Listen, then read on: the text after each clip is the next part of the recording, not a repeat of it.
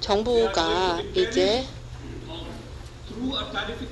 관세화를 할 것인지 MMA를 할 것인지 결정을 해야 되는데요. 한국 정부가 어떤 선택을 하든 간에 상관없이 어떤 선택이든 간에 한국 쌀농가에는 도움이 되지 않는다라고 생각을 합니다. 이런 사례들이 이미 전 세계에서도 너무나 많이 목격이 되고 있습니다. 관세화가 시행이 되면 농가는 정말 많은 그러한 고충을 겪어야 됩니다. 인도에서도 보면요, 1999년도에 인도 정부에서 쌍무적인 무역협상을 통해서 인도와 미국 간 양국 간 무역협상을 맺었고요. 그리고 나서 식용유에 대해서 관세화를 진행을 했었는데요. 그렇게 했을 때 사실 그 당시만 하더라도 인도 같은 경우는 99%의 이러한 유지류 관련한 자금률을 갖고 있었습니다. 뭐 식용유라든지 코코넛 오일이라든지 그런 거였었는데요. 그런데 관세화가 진행이 된 지 5년 만에요. 인도는 50%의 이 유지류를 해외 수입에 의지해야만 했었습니다. 이게 WTO 협정 때문이었었죠. 이렇게 되면서 이제는 60% 이상의 이 식용유라고 하는 말레이시아 같은 다른 나라에서 수입이 되고 있습니다. 이게 바로 관세화로 인한 결과를 보여주는 것이죠. 오늘 이 자리에서 저는 발리 협상에 대해서 말씀을 드리고 인도가 농가와 또 식량 보장 제도를 보호하기 위해서 어떤 대책을 취했는가에 대해서 말씀을 드리고 싶습니다. 저희 식량 보장 제도에 대해서 말씀을 드렸고요. 그리고 이것에 있어서 장단점이 무엇인가 말씀을 드리겠습니다. 또 발리 협상의 장단점은 무엇인가 말씀을 드리겠습니다.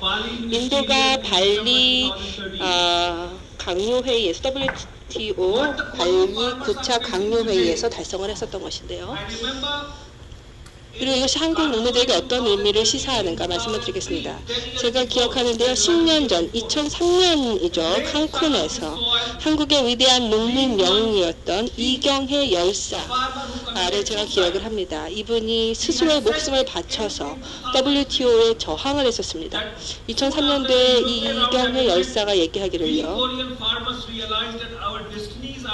우루과이 라운드 협정 후에 우리 한국 농민들은 우리의 운명이 더 이상 우리의 손에 있지 않다는 것을 깨달았다. 우리는 우리의 공동체를 파괴하는 파도를 멈추기 위해 아무것도 할 수 없다라고 이야기를 하고 돌아가셨습니다. 그런데 이 말이요, 이제 단순히 한국 농민뿐만 아니라 전 세계 농민들에게 실제로 이게 사실이었음이 증명이 되고 있습니다. 그리고 2003년도에 이경혜 열사가 이야기했었던 WTO가 농민을 죽인다라는 그러한 말을 했었었죠. 실제로 WTO가 전 세계 곳곳의 농민들을 다 죽이고 있습니다.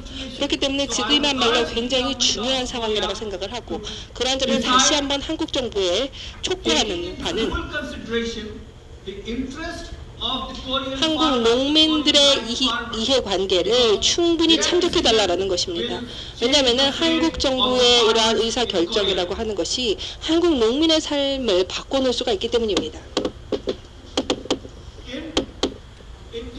인도에서는 2013년 12월에 있었던 발리 WTO 9차 강요회의에서 인도는 굉장히 중요한 의무를 달성해야만 했었습니다. 그 의무라고 하는 것은 바로 국가식량보장제도를 살려내는 것이었습니다. 이 국가식량보장제도 하에서 인도는 약 60kg의 쌀을 매년 한 사람에게 제공을 해줄 수가 있습니다. 즉, 한 달로 따지자고 한다면은 5kg씩 한 사람한테 식량이 제공이 되는 것입니다. 그리고 5인 가족이다라고 하게 되면은 25kg을 받게 되는 것이죠. 그래서 인도 국민의 대다수가 이러한 식량 보존 계획, 보장 제도에 의지를 하고 있고, 이 식량 보장 제도에 따라서 쌀이나 밀을 받을 수가 있게 됩니다. 그리고 이 식량 보장 제도를 유지하기 위해서 인도 정부는 농민들한테서 시장 가격보다도 높은 가격을 가격으로 해서 곡식을 수매를 해서 식량 보장 제도를 유지하게 되어 있습니다. 물론 이제 가격이라고 하는 것이 생산가를 다 포함하는 것은 아니지만 그럼에도 불구하고 정부의 이 곡식을 납품할 수 있는 농민들 같은 경우에는 적어도 안정적인 가격을 보장받을 수가 있기 때문에 생존하는 것이 가능한 것입니다.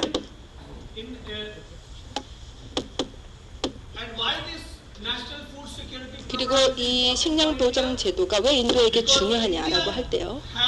인도는 거의 인구 전 세계 빈민 인구의 3분의 1이 인도에 살고 있기 때문입니다. 이 말은 제가 한 말이 아니고요. 세계은행에서 한 말입니다. 또 실제로 여러 보고서들이 말하고 있는 것은 인도에 가난하고 굶주린 사람들이 참으로 많다라는 겁니다. 거의 8억 명에 달하는 인도의 사람들이 하루에 한 끼만 먹고 삽니다. 한 끼밖에 못 먹습니다. 이게 사실이죠. 그러다 보니까 식량 보장 제도라고 하는 것은 인도 국민들의 삶에 있어서는 너무나 중요한 것이고 인도는 반드시 이것을 WTO 규제 하에서도 반드시 지켜내야만 했었습니다. 잘못되고 부도덕한 WTO의 체제 하에서 반드시 이 제도를 지켜내야만 했습니다. 자, 그렇다면 그때 우리가 당면했었던 어려움이 무엇이었냐를 말씀을 드리면요. 일단은 그릇된 WTO의 제도 하에서 이 식량 보장 제도를 위해서 농민들한테서 곡식을 수매하는 정부 같은 경우에요. 인도 같은 경우에 보게 되면은 이제 고정된 가격으로 수매를 해야만 했었는데요. 예, 우루과이 라운드 협상 당시의 가격을 기준으로 해서 수매가가 결정이 되었었습니다. 그러니까 WTO가 굉장히 불법적인 거죠. 2014년도인데 2014년도의 시점에서도 여전히 우루과이 라운드, 즉 86년도, 87년도의 가격을 기준으로 해서 수매가를 결정해야만 했었다라는 겁니다. 예를 들어서요. 80년도, 87년도 같은 경우에요. 1kg의 쌀 가격이 어땠었냐? 라고 했을 때 3루피가 조금 넘었었습니다. 그런데 2013년도에요. 그 당시에 쌀 가격을 보면은 19루피 정도입니다. 19루피 65페사입니다. 그러니까 그 차이가 엄청난 것을 볼 수가 있죠. 약 16루피 13페사 정도의 가격 차이가 발생을 하게 되는데요.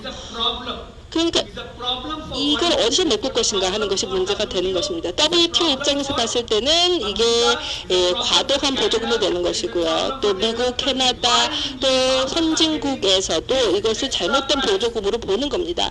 왜 인도의 농민들은 23점 몇 루피의 이 보조금을 가져가는가라는 것이죠. 그래서 WTO의 보조금 규칙을 보게 되면요. 소위 말하는 최소 허용치라고 하는 그 규칙이 있습니다. 그래서 인도 농민들에게 주어지는 이 13점 몇 루피의 가격이라고 하는 것이 보조금으로 취급이 되게 됩니다.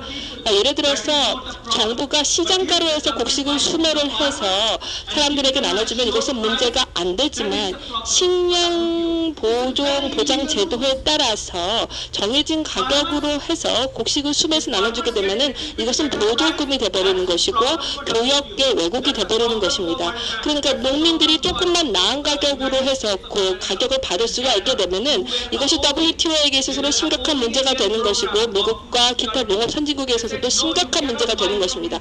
그렇기 때문에 이 미국 선진국에서 얘기하는 것은 식량 보장 제도에 대해서 문제를 제기를 지금 하고 있는 것이고요. 그리고 이 식량 보장 제도 같은 경우에는 86년도, 87년도 가격을 기준으로 해야지 지금의 가격을 기준으로 하게 되면 이건 농업 보조금을 지급하는 것이다 라고 주장하는 것이 바로 WTO와 선진국들입니다. 그리고 이 농민들이 갖게 되는 이 추가 가격이라고 하는 것이요. 결국에는 곡물의 전체 생산량이 다 적용이 돼버리는 것이죠. 그래서 예를 들어서 인도가 1,500만 톤의 쌀을 생산을 한다라고 하게 될 때요. 그렇게 되면 13점 몇 루피라고 하는 것을 곱하기 1,500만을 하게 되고요. 그러면은 그 가격이 전체 생산량 가치의 10% 미만이 되어야만 됩니다. 이게 WTO의 보조금 규칙이죠. 그런데 사실은 이 수치를 넘어서는 게 아주 쉽다라는 겁니다. 또 그뿐 아니라 그런데 지금 미국 같은 경우 보면요. 엄청난 보조금을 지급을 하고 있습니다. 식량 보장 계획. 저희 미국의 식량 보장 제도를 보게 되면요. 2013년도를 기준으로 했을 때 거의 1,000억 달러의 보조금을 내놨었습니다. 그리고 이 1,000억 달러의 보조금이 몇 명한테 주어졌는지 아십니까? 8천만 명의 사람들에게 주어진 겁니다. 그런데 인도 같은 경우는요, 식량보장제도에 따른 총 보조금이 220억에 불과합니다. 근데 220억이 누구한테 주어졌냐? 8억 명의 사람들에게 주어진 겁니다. 그러니까 미국은 8천만 명의 사람들을 대상으로 1,000억 달러가 주어진 거고, 인도는 8억 명의 사람들을 대상으로 220억 달러가 주어진 건데, 그런데도 불구하고 미국은 합법적이고 인도는 불법적이라는 것은 이건 말도 안 되는 얘기입니다. 그리고 인도의 농무소비자가 얼마나 받을 수 있냐라고 할 때 60kg의 쌀밖에 받지를 못합니다. 즉 한 사람당 60kg의 쌀을 보급받는 것인데요. 미국 같은 경우는 어떤지 아십니까? 385kg의 쌀을 부여받는다는 겁니다. 그런데도 불구하고 인도의 식량보장제도에 대해서만 문제를 제기하는 것이고, 이것은 매우 비도덕적인 그러한 규칙입니다. 바로 그 때문에 우리 모두가 다 시위를 해야 되는 것이고, 발리의 이러한 협상에 대해서 인도 농민들도 대대적으로 시위를 벌였던 것입니다. 그리고 인도는 G33과 같게 인도네시아 그리고 기타 다른 파트너국들과 함께 이 보조금을 그린박스로 취급을 해줘야 된다라고 요청을 했습니다. 왜냐하면 미국도 그린박스 하에 보조금을 제공해주고 있기 때문입니다. 그래서 WTO 규칙을 개정을 해야 된다라고 인도가 요청을 했습니다. WTO 농업협정을 개정을 해서 이 보조금이 그린박스로 될 수 있도록 하고, 그래서 보조금에 대해서 무제한으로 제공되게 해야 된다라고 요청을 했었습니다. 그래서 미국 같은 경우에 보게 되면요, 거의 3,500, 4,060억 달러의 이런 보조금을 주는데도 아무도 이를 제기하지 않는데요. 왜냐하면 이것이 그린박스로 처리가 되기 때문입니다. 그런데 인도 같은 경우는 그렇지 않은 것이죠. 그렇기 때문에 80년대에 제정이 되었었던 그런 규칙을 개정을 하고 인플레를 적용을 해서 이 외부 참조 가격이라고 하는 것을 현재 시가에 맞추어서 갱신을 시키고 조정을 해야 된다라고 저희가 요청을 했었습니다. 그런데도 불구하고 미국에서는 이러한 요청에 대해서 거부를 했었고요. 다만 몇 년 동안만 양호를 해주겠다라고 이야기를 하고 있습니다. 그래서 평화협정에 따라서 몇 년 동안만 유예를 해주겠다라고 이야기를 했습니다. 즉 평화협정을 하게 되면은요, WTO의 규칙을 어기더라도 몇 년 동안은 한시적으로 WTO에 제소를 하지 않도록 되어 있습니다. 그래서 발리 협정에서 인도가 얻어낸 것이 그거였었죠. 저도 발리에 갔었었는데요. 그래서 실제로 저희가 WTO 미팅이 열리는 그 컨벤션 센터 앞에서 대대적으로 시위를 했었습니다. 예, 그리고 최초로 인도의 파견단, 인도 정부 대표단도 농민 시위를 지지하면서 저희와 같이 했습니다. 왜냐하면 인도 정부 입장에서도 식량보장 제도를 수호하는 것이 굉장히 중요했고, 불법적인 WTO의 규칙에 대해서 이의를 제기하는 것이 너무나 중요했기 때문입니다. 뿐만 아니라 많은 개도국에서도 인도 농민들의 이러한 시위들에 대해서 지원을 해주었습니다. 그러니까 이런 많은 사람들이 다 컨벤션 센터에 모여서 WTO의 규칙에 반대하고 항거하는 사람들을 도와주었습니다. 그래서 인도가 한 것들을 보게 되면요, 한 가지 잘한 것이 뭐냐면은 G33 국가들하고 같이 이러한 것들을 했다는 것입니다. 이게 일종의 전략이었었는데요. 한국 정부도 이러한 전략을 사용해야 된다고 생각합니다. 이런 유대 전략이죠. 다른 나라들과 함께 해서 WTO의 규칙에 항거하는 겁니다. 그래서 다른 개도국들과 함께 한국 농민들을 보호하고 한국 쌀농가를 보호해야 되니까 WTO 규칙을 따를 수는 없습니다.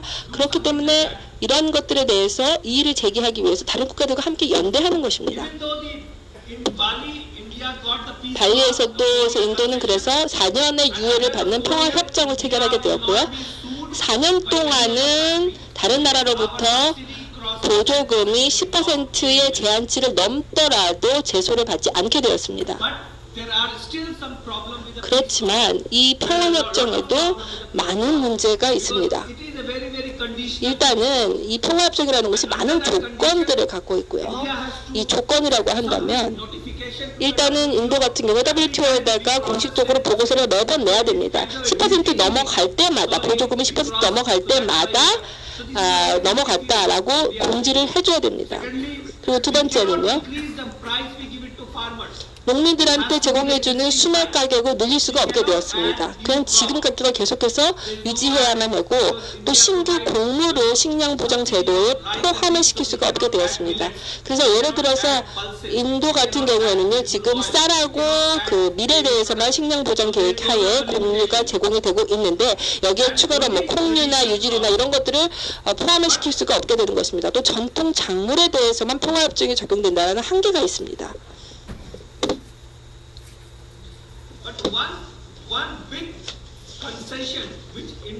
그리고 인도와 그런데 이러한 그 발리에서의 협상을 위해서 인도와 다른 개도국이 내놔야만 했었던 양화들이 있었습니다. 즉 WTO를 살리기 위해서 1995년도 같은 경우를 보게 되면요, 그 2014년도까지 해서 보면 WTO에서 어떤 협약도 체결되지 못했었는데 발리에서 최초로 협약이 체결이 됐고 그 협약은 무역 원활화 협정입니다.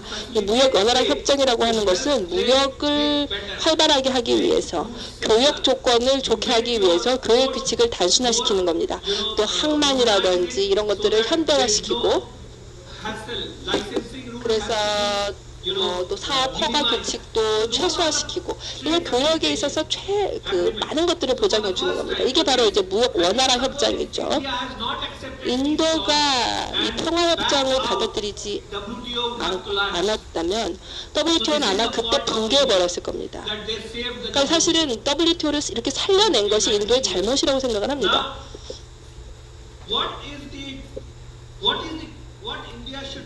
그러면은 이제 인도는 무엇을 해야 될까요? WTO 이후에 제네바에서 또 이제 협상이 있었습니다. 그러니까 발리 협상 이후에요.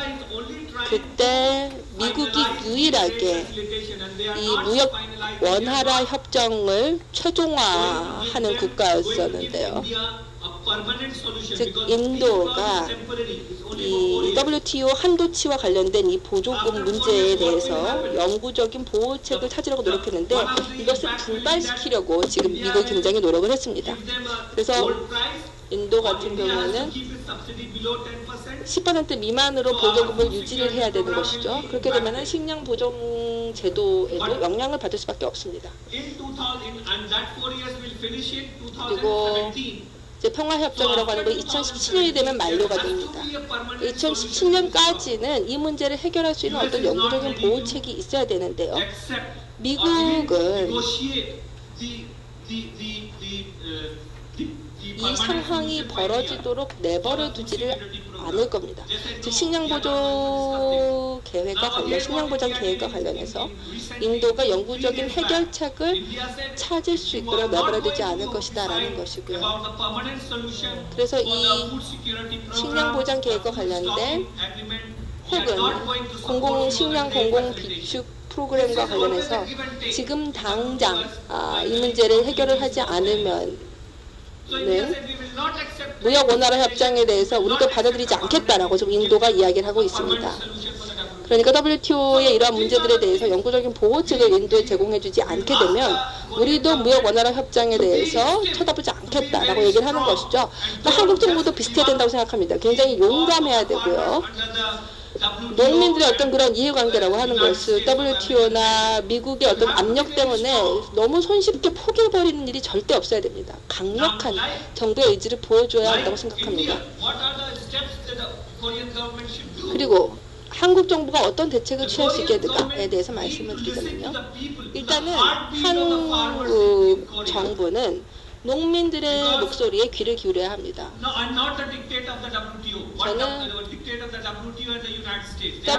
저희가 WTO의 어떤 독재자가 아닙니다. WTO의 독재자는 미국이죠. 한국 농민들이 한국의 주민들입니다. 그렇기 때문에 미국의 목소리가 아니라 한국 농민들의 목소리에 귀를 기울여야 합니다.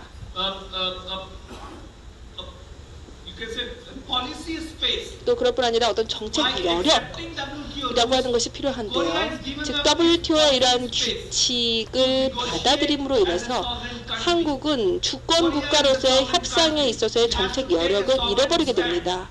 한국은 주권 국가이죠. 그렇기 때문에 한국 농민들을 위해 설 수 있는, 미국 농민들의 이익이 아니라 한국 농민들의 이익을 위해 설 수 있는 정책적인 여력이 필요합니다. 그런 점에서 봤을 때 한국 정부에 다시 한번 촉구하는 것은 WTO와 관련된 의사결정에 있어서 강력한 입장을 갖고 있어야 하고, 한국 농민의 이해관계에 반대되는 의사결정을 해서는 안 된다라는 것입니다. 왜냐하면 일단 관세화를 받아들이게 되면 농산물 수입 국가가 되어버립니다. 그렇게 되면 자금률, 이 쌀의 자금률이 사라지게 될 것입니다. 왜냐하면 관세화가 도입이 되게 되면 어찌됐건 수입을 해야 되는 겁니다. 지금 한국에서 얘기하는 것은 뭐 관세를 500%, 600% 이렇게 고율로 적용을 해서 문제를 해결할 수 있다라고 얘기를 합니다. 그렇지만 FTA 하에서 어떤 일이 일어날 것인가, 또 TPP 하에서 어떤 일이 일어날 것인가, 이런 것에 대해서 제대로 고민이 안 된 겁니다. 또 그것뿐 아니라 경제동반자, 포괄적 경제동반자 협정 하에서 어떤 일들이 일어날 것인가에 대해서 제대로 고민이 안 되는 겁니다. 그렇기 때문에 일본의 연사께서도 말씀을 하셨지만은 쌀이라고 하는 것은 반드시 무역협정에서 제외가 돼야 됩니다. 쌀이라고 하는 것은 무역협정에서 반드시 제외돼야 됩니다. 쌀은 한국에서 협상할 수 있는 품목이 아닙니다. 쌀은 현 상황을 반드시 유지해야 됩니다.